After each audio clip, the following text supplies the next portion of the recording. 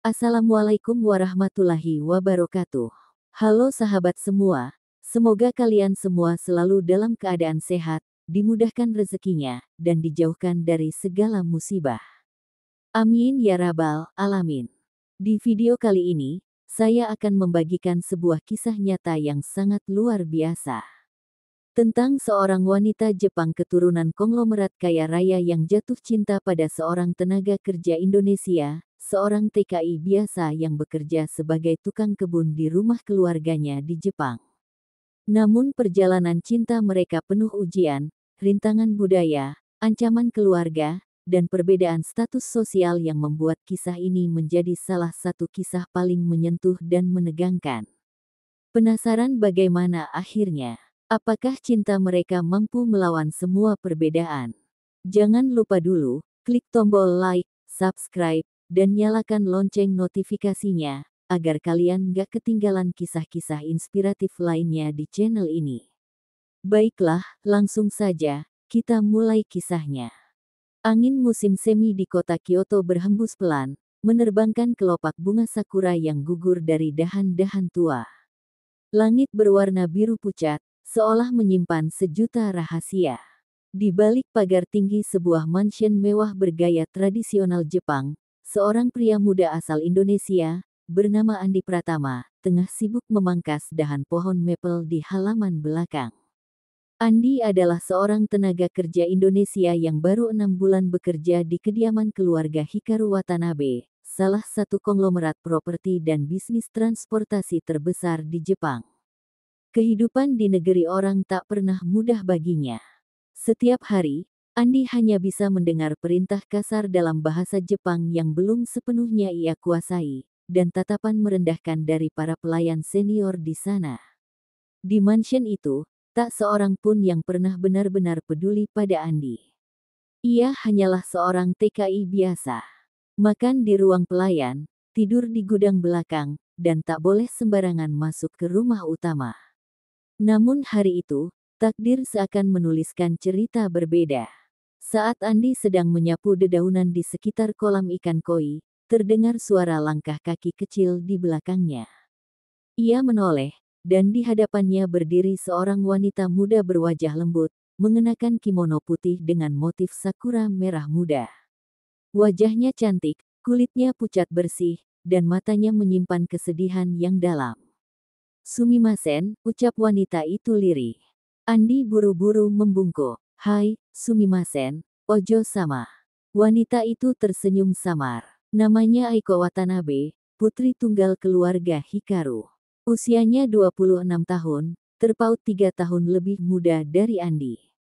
Tak ada yang tahu, Aiko kerap diam-diam keluar ke halaman belakang mansion saat semua orang sibuk. Ia merasa hidupnya seperti burung dalam sangkar emas, mewah tapi kesepian. Hari itu, entah kenapa Aiko memberanikan diri mendekat. Kamu, Indonesia? Tanyanya dalam bahasa Inggris yang terbata. Andi mengangguk pelan. Yes, I'm from Indonesia. Aiko duduk di pinggir kolam, menatap ikan-ikan koi yang berenang pelan. Aku benci tempat ini, bisiknya, suara nyaris tak terdengar. Andi tak berani menyahut. Ia hanya diam, tapi di sudut hatinya, ada rasa iba melihat putri kaya raya yang tampaknya begitu rapuh. Aku nggak boleh punya teman. Bahkan aku nggak boleh keluar rumah tanpa pengawal. Hidupku seperti boneka, semua diatur, lanjut Aiko dengan suara serak, matanya mulai basah. Andi memberanikan diri mendekat. Saya cuma tukang kebun di sini, ojo sama. Tapi, kalau boleh, saya bisa dengarkan kalau Ojo mau cerita. Ucapan itu membuat Aiko menoleh. Tatapannya kosong, tapi di balik itu, Andi bisa melihat ketakutan dan luka batin yang selama ini disembunyikan perempuan itu. Saat itulah, dari balik pohon sakura, seorang kepala pelayan tua bernama Fujimoto mengintip. Matanya menyipit curiga melihat putri majikannya bicara dengan seorang TKI rendahan. Dalam hitungan menit, kabar itu menyebar ke seluruh mansion. Andi dipanggil malam itu, diperingatkan keras dan hampir dipecat. Tapi Aiko bersikeras membela. Untuk pertama kalinya, Seorang wanita terhormat Jepang berani membela seorang tenaga kerja asing di depan keluarganya. Sejak malam itu, hubungan mereka jadi buah bibir. Diam-diam, Aiko dan Andi kerap bertemu di sudut halaman saat semua tertidur. Tak ada kata cinta yang terucap, tapi kehangatan itu pelan-pelan menyembuhkan luka di hati masing-masing. Hingga suatu malam, saat hujan gerimis membasahi kota Kyoto, Aiko datang ke gudang tempat Andi tinggal, dengan wajah ketakutan dan tubuh gemetar. "Andi, aku akan dinikahkan paksa minggu depan dengan pria yang aku benci. Tolong, selamatkan aku." Andi tercekat, jantungnya berdegup keras. Dunia yang tadinya hanya hitam dan putih baginya, kini berubah. Dia tahu, keputusan yang akan diambil setelah ini bisa menghancurkan atau menyelamatkan hidup mereka berdua. Dan saat itulah, takdir cinta mereka benar-benar dimulai. Setelah kejadian malam itu, ketika Reno membantuku ke klinik, hubungan kami jadi lebih akrab. Bukan dalam arti dekat secara pribadi, tapi aku mulai menganggap Reno berbeda dari karyawan lain. Aku masih memandangnya sebagai bawahan, tapi ada rasa penasaran yang terus mengusik. Setiap harinya aku diam-diam mengamati. Ada banyak hal kecil yang membuatku makin curiga. Pertama, soal jam kerja. Reno selalu datang paling pagi. Saat aku tiba jam 7.30 pagi, dia sudah duduk di meja kerjanya. Bahkan security bilang, kadang dia sudah datang jam 6. "Pak Reno itu yang paling awal, Bu. Seringnya saya yang bukain pintu untuk beliau," ujar Pak Wahyu, security senior kantor kami. Itu belum seberapa. Suatu sore, saat hujan deras, aku memutuskan lembur. Kantor mulai sepi sekitar jam 7 malam. Reno belum terlihat keluar. Kupikir dia sudah pulang. Tapi saat aku turun ke basement parkir, kulihat mobil sport putih elegan terparkir di pojok, nomor platnya asing, bukan plat staf biasa. Mobil itu seperti yang pernah kulihat di majalah otomotif, harga miliaran. Aku sempat mengira mobil itu milik direktur. Tapi saat aku iseng lewat, kulihat dari kejauhan Reno duduk di kursi kemudi mobil itu, membuka laptop, berbicara lewat ponsel dengan ekspresi serius. Rasanya tak masuk akal. Seorang staf proyek, baru sebulan kerja, punya mobil sekelas itu. Aku mencoba menepis pikiran buruk. Tapi makin hari, makin banyak keanehan yang tak bisa kuabaikan. Kedua, soal akses. Beberapa kali aku menemukan Reno di ruangan yang seharusnya tak bisa dia masuki. Ruang direksi, ruang data server, bahkan area restricted gudang dokumen proyek lama. Pernah, aku pura-pura memergokinya. Reno, lagi ngapain di sini? Bukannya ini area terbatas?" Reno tampak tenang. "Oh, saya disuruh Pak Raka ambil berkas." Aku sempat ragu. "Pak Raka, mana surat perintahnya?" Dia tersenyum, mengeluarkan ponsel, menunjukkan pesan WhatsApp. Benar saja, ada chat dari Pak Raka. Tapi anehnya, kenapa harus Reno? Kenapa bukan staf senior seperti Anton atau Andi? Ketiga, soal koneksi. Di dunia properti, vendor, supplier, dan kontraktor adalah jaringan penting. Biasanya, karyawan baru akan butuh waktu berbulan-bulan membangun relasi. Tapi Reno, hanya dalam 3 minggu, hampir semua vendor akrab dengannya. Ada satu kejadian yang makin membuktikan hal itu. Saat proyek klaster mewah Green Lake BSD mengalami masalah bahan bangunan, pihak vendor mogok kirim karena belum ada transfer pembayaran. Aku yang pusing. Aku telepon bagian keuangan, katanya kas perusahaan masih diputar ke proyek lain, belum bisa transfer hari itu. Saat aku hampir menyerah, Reno datang, menawarkan bantuan. "Kalau ibu mau, saya bantu urus. Saya kenal baik sama pemilik vendornya." Aku sempat ragu. "Tapi kamu kan baru di sini." Dia tersenyum tenang. "Percaya aja, Bu." Dan benar saja, hanya butuh waktu 20 menit. Reno kembali ke ruanganku, mengabarkan bahwa pengiriman sudah beres. Aku hampir tak percaya. "Kamu pakai cara apa?" Saya telepon langsung, Kebetulan dulu pernah kerja sama, jawabnya ringan. Siapa dia sebenarnya? Kenapa dia bisa punya koneksi sekuat itu? Aku makin tak bisa tenang. Keempat, soal staf security. Ada hal janggal yang membuat bulu kudukku merinding.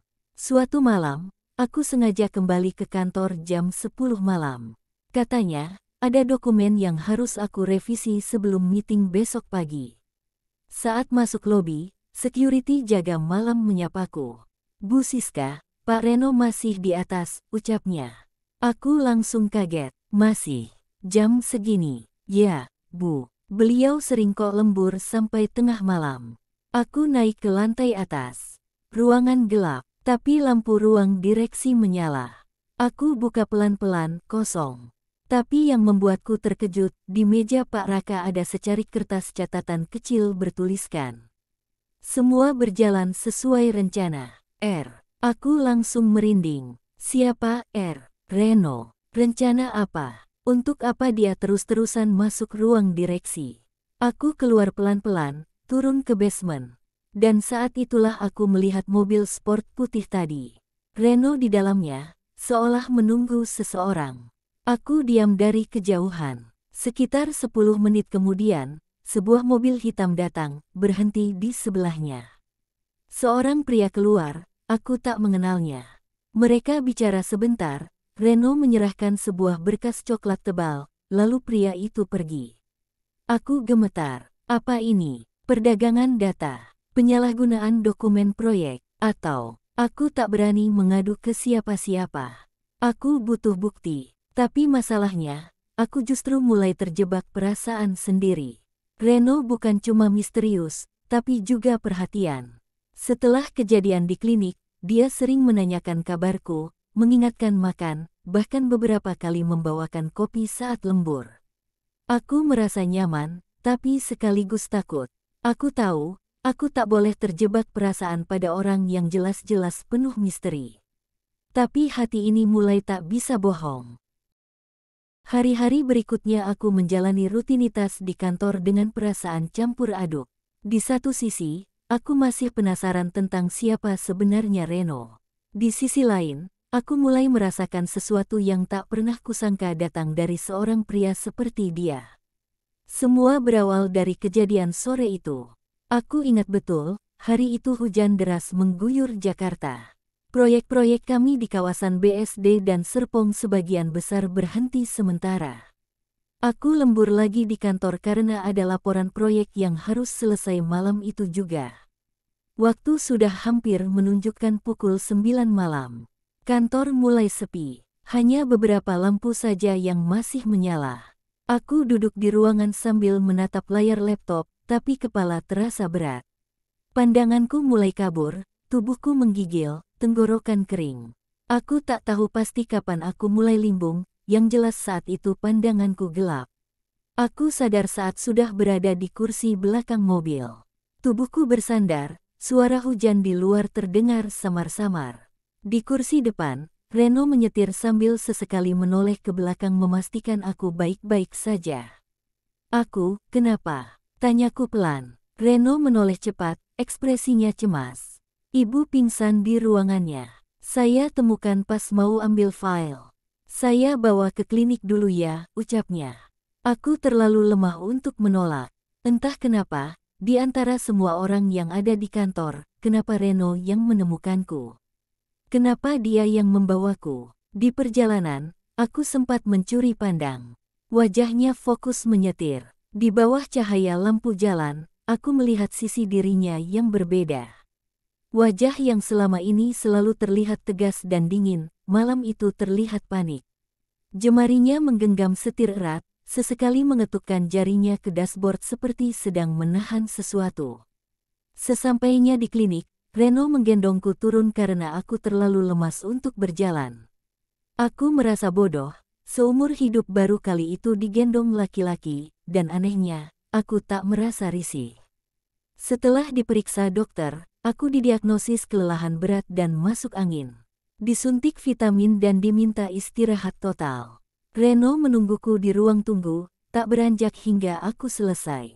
Saat aku keluar dari ruang periksa, dia berdiri cepat, wajahnya lega.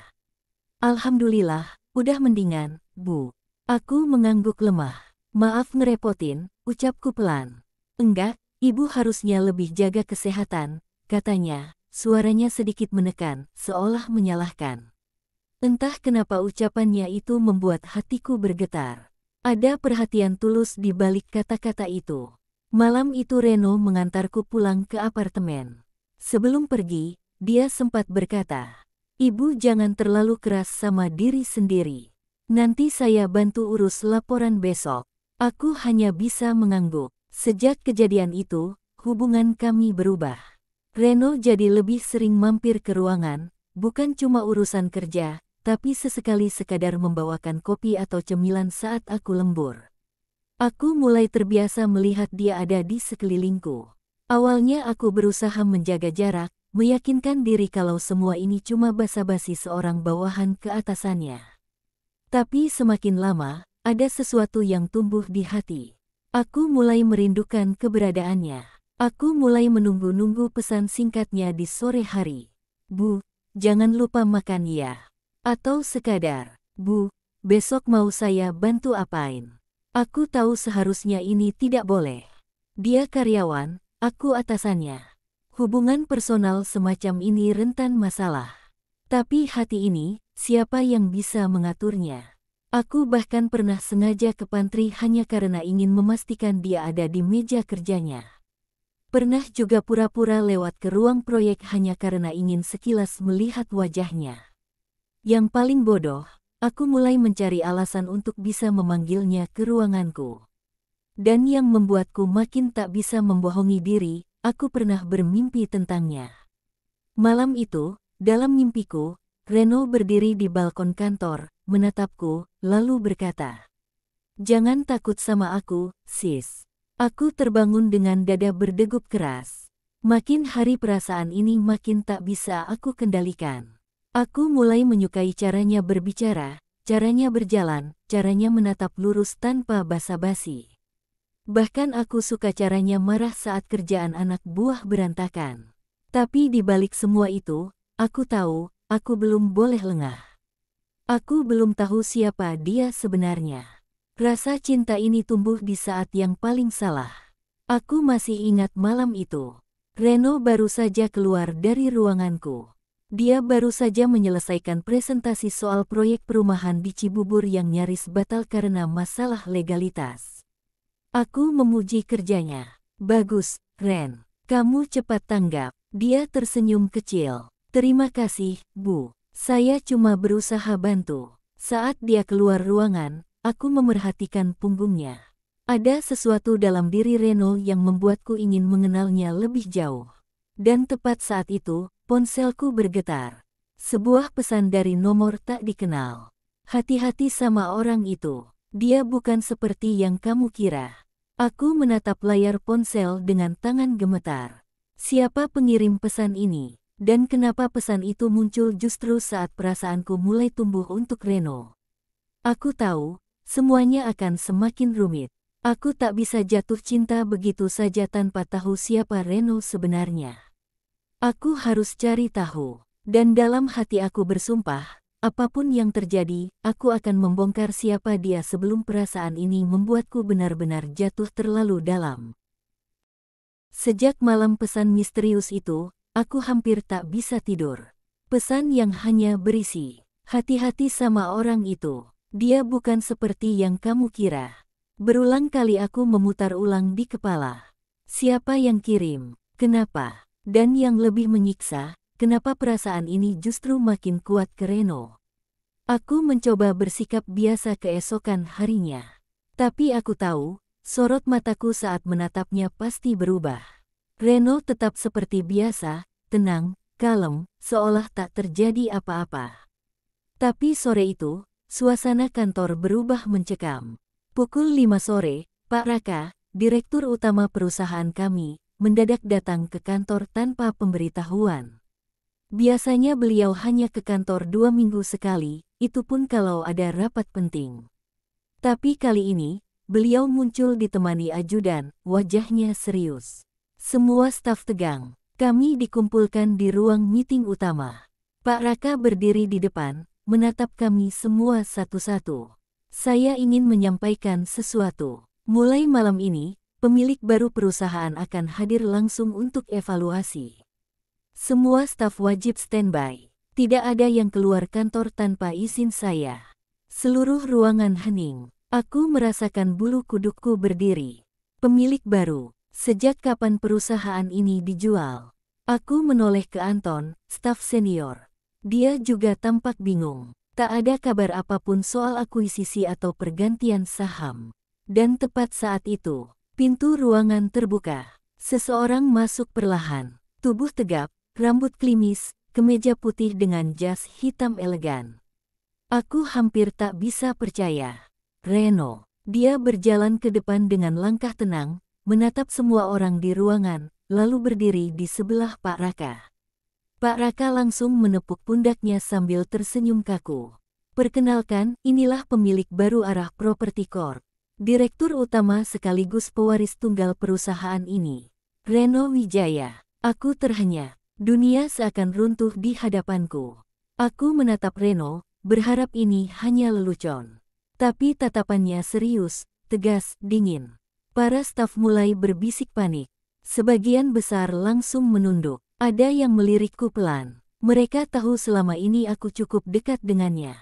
Jantungku berdetak keras. Semua rasa nyaman, kagum, rasa suka, bercampur aduk dengan marah, malu, dan dikhianati. Reno maju ke podium. Saya sengaja menyamar selama 1 bulan terakhir sebagai staf proyek. Untuk melihat siapa saja yang benar-benar loyal, jujur, dan bekerja dengan hati. Dan, hasilnya mengejutkan. Suara langkahnya terdengar jelas di lantai kayu meeting room yang sunyi. Ada yang korupsi dana proyek, lanjutnya. Ada yang memanipulasi data laporan. Ada juga yang membocorkan informasi ke perusahaan pesaing. Beberapa staf mulai pucat. Aku menahan napas. Teringat kejadian malam-malam saat dia masuk ruang direksi. Rupanya selama ini dia sedang mengumpulkan bukti. Dan yang membuatku makin tak habis pikir. Kenapa dia mendekatiku? Reno lalu menoleh ke arahku. Tatapan matanya menusuk, dalam, tak terbaca. Suasana seakan berhenti bergerak. Semua mata ikut menoleh ke arahku. Aku menegang. Dan saya ingin menyampaikan sesuatu secara pribadi kepada manajer operasional kita, Bu Siska, ucap Reno. Dek, aku menggigit bibir. Tanpa sadar, tanganku mengepal di bawah meja. Ingin rasanya aku lari dari ruangan itu. Ingin menghilang. Tapi aku tetap duduk tegak. Reno berjalan perlahan mendekatiku. Bu Siska, saya ucapkan terima kasih karena selama ini telah menunjukkan loyalitas luar biasa. Anda salah satu staf paling bersih dan tulus di perusahaan ini. Aku membeku. Reno menatapku dalam-dalam. Tapi kali ini bukan tatapan hangat seperti waktu di klinik, bukan tatapan perhatian seperti saat membawakan kopi lembur. Tatapan ini berbeda. Tatapan seorang bos kepada anak buahnya.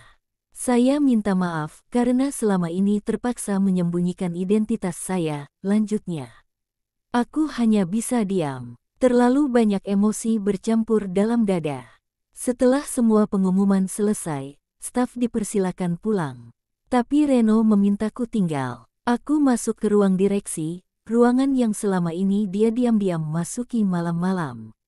Dia duduk di kursi direktur, aku berdiri di hadapannya. Kenapa kamu lakukan semua ini? Tanyaku akhirnya. Suaraku bergetar, menahan amarah dan kecewa.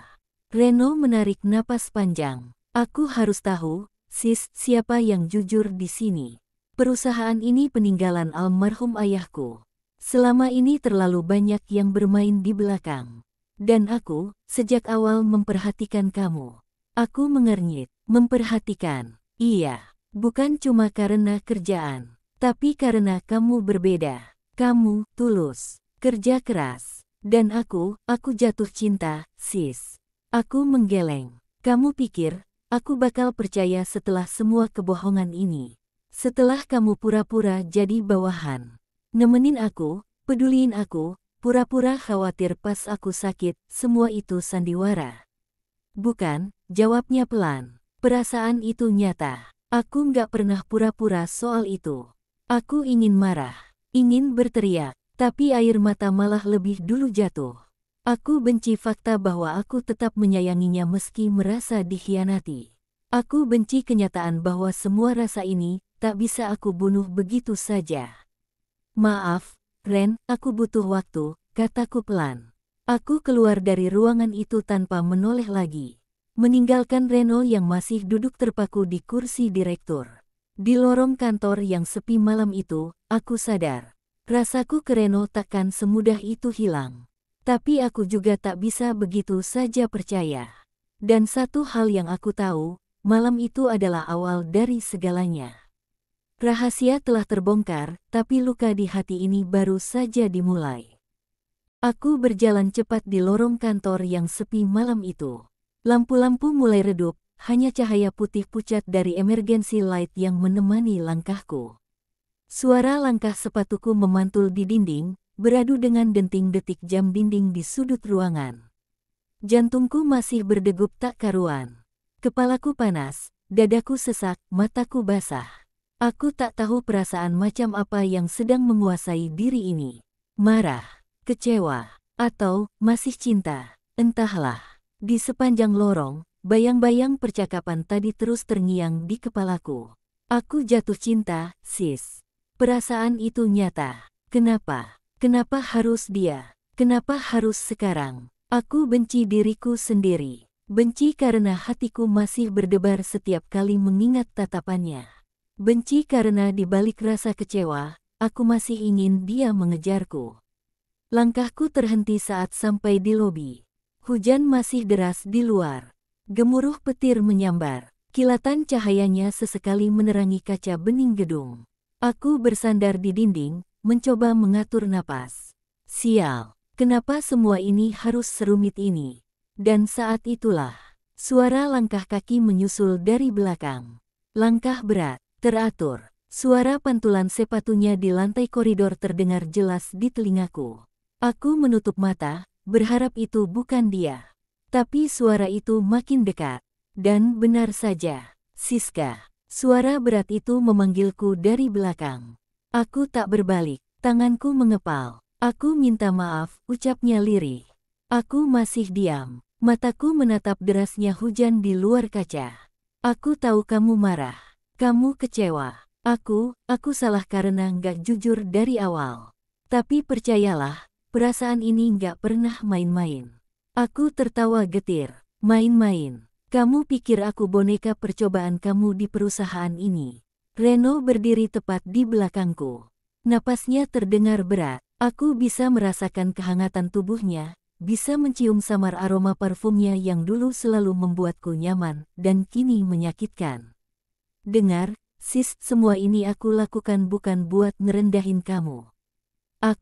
Suaranya tercekat. Dia menarik napas, seolah menahan sesuatu. Aku nggak bisa ngelupain kamu. Aku berbalik cepat, menatap matanya. Tatapan itu masih sama, hangat, dalam, dan menyebalkan. Lalu sekarang mau apa, Ren? Mau aku pura-pura nggak kecewa? Mau aku terima kamu seakan nggak pernah bohong? Seakan semua perasaan yang kamu tunjukin dulu itu tulus. Aku nggak pernah bohong soal perasaan, ucapnya pelan. Cukup, Ren. Aku butuh waktu. Aku butuh jarak, aku melangkah menjauh. Tapi dia menarik tanganku. Sentuhan itu, dingin, kuat, tapi gemetar. Siska, jangan pergi. Petir menyambar lagi di luar. Cahayanya membuat bayangan kami membentuk siluet di dinding kaca. Aku menatapnya lekat-lekat. Wajah Reno kini tak setegar biasanya. Matanya berkaca-kaca. Rahangnya mengeras, seolah sedang menahan luka. Aku nggak butuh status kamu, Ren. Aku nggak peduli kamu siapa. Aku cuma pengen kejujuran. Dan kamu nggak ngasih itu. Aku menarik tanganku, melangkah cepat ke pintu lobi. Tapi langkahku kembali terhenti saat dia berkata pelan. Aku pernah hampir kehilangan semua orang yang aku sayang, jangan jadi satu lagi, sis. Aku memejamkan mata. Kalimat itu menikam keras ke dadaku. Aku tahu kalimat itu bukan sekadar gombal. Aku tahu itu keluar dari luka yang dia simpan. Sial, kenapa justru kata-kata itu yang melemahkanku? Aku menoleh pelan, dan di sana, Reno berdiri, bahunya turun, wajahnya seakan menyerah. Hujan makin deras. Aku menarik napas panjang. Aku berjalan keluar lobi tanpa berkata apa-apa. Setiap tetesan hujan yang jatuh ke tubuhku malam itu seakan menamparkan semua ego dan rasa sakit di dadaku. Di dalam hati aku tahu, aku masih mencintainya. Terlalu dalam, terlalu sulit untuk aku bunuh. Tapi aku juga tahu, harga diri ini belum bisa aku buang. Aku harus menahan diri, karena kali ini, cinta saja tidak cukup. Malam itu, udara di puncak bukit kian dingin. Kabut tebal turun menyelimuti lereng, membuat jarak pandang terbatas. Senter-senter pengawal menerangi hutan bambu. Suara anjing pelacak dan teriakan orang-orang yang mencari membuat suasana mencekam. Andi menggenggam tangan Aiko erat. Napas mereka sama-sama berat. Di depannya, biksu tua itu berbisik. Kalian harus pergi sekarang, lewat jalur belakang kuil, cepat. Tapi Aiko tak sanggup lagi berdiri. Tubuhnya gemetar, wajahnya pucat pasi. Luka di kakinya makin parah, ditambah demam akibat kehujanan sejak malam kemarin. Andi menunduk, air mata membasahi pipinya. Saya nggak bisa ninggalin kamu, Ojo. Aiko menatap Andi dengan mata berkaca-kaca. Kita udah nikah. Andi, aku rela, kalau memang takdirku berhenti di sini. Andi menggeleng keras. Enggak, jangan ngomong kayak gitu. Kita udah terlalu jauh buat mundur. Tiba-tiba, suara tembakan peringatan terdengar. Takeshi muncul dari balik kabut, wajahnya beringas, mata merah penuh dendam. Di belakangnya, beberapa pengawal bersiap mengarahkan senjata. Andi, keluarkan Aiko sekarang. Atau aku tembak kau di tempat. Andi menahan tubuh Aiko di pelukannya. Kamu nggak akan bawa dia lagi. Kalau mau, tembak saya sekalian. Aiko menangis terisak, memeluk Andi erat. Andi, aku takut. Takeshi maju, pistol di tangan kanannya bergetar. Beraninya kamu rebut dia dari aku. Anak kampung rendahan. Kau nggak tahu siapa aku. Andi berdiri, menghadang di depan Aiko, tubuhnya gemetar tapi matanya penuh tekad. Saya tahu siapa kamu, dan saya tahu siapa dia. Tapi cinta nggak butuh izin dari kasta. Takeshi mengangkat pistol, siap menarik pelatuk. Di saat bersamaan, suara mobil patroli polisi terdengar dari arah jalan setapak. Rupanya si biksu tua diam-diam menghubungi pihak berwenang, yang sudah mendapat laporan warga desa soal keributan di lereng bukit. Polisi menyerbu lokasi. Takeshi panik, berusaha kabur tapi berhasil ditangkap. Andi langsung memeluk Aiko yang nyaris pingsan. Tubuhnya basah, wajahnya pucat, napasnya lemah. Aiko, bangun, jangan tinggalin saya mohon. Andi menangis keras, air matanya membasahi wajah Aiko. Beberapa petugas medis datang membawa tandu. Aiko digotong dalam keadaan tak sadarkan diri. Andi ikut naik ke dalam ambulans, menggenggam tangan istrinya. Sepanjang perjalanan ke rumah sakit, Andi terus berdoa dalam hati. Ya Allah, kalau memang umur saya harus ditukar, biar saya saja. Jangan ambil dia. Sampai di rumah sakit, Aiko langsung ditangani. Andi menunggu di luar ruang ICU dengan wajah penuh kecemasan. Malam itu terasa sangat panjang. Hingga menjelang pagi, dokter keluar dengan wajah lelah. Dia selamat, tapi butuh istirahat panjang. Andi menangis lega. Tangannya bergetar. Tak lama kemudian, ayah Aiko, Hikaru Watanabe datang bersama polisi. Wajahnya dingin. Andi bersiap, pikirnya akan dipenjara atau diusir paksa. Tapi anehnya, sang ayah justru berkata pelan. Aku salah, anakku lebih bahagia sama kamu daripada di istana emas milikku. Andi terpaku. Ia tak percaya. Hikaru menepuk bahu Andi pelan. Jaga dia. Kau sudah menangkan pertarungan yang bahkan tak bisa aku kalahkan, cinta sejati. Sejak hari itu, Aiko dan Andi diizinkan hidup bersama. Meski harus tinggal sederhana di desa kecil pinggiran Kyoto, tapi tak ada lagi yang mengejar atau mengancam. Tahun berikutnya, Aiko sembuh total. Mereka membuka kedai kecil, hidup sederhana tapi penuh cinta. Dan setiap musim semi, saat bunga sakura gugur, Andi selalu menggenggam tangan Aiko, mengingat malam pelarian itu. Mereka memang bukan pasangan sempurna di mata dunia. Tapi di hati mereka, cinta sudah memenangkan segalanya.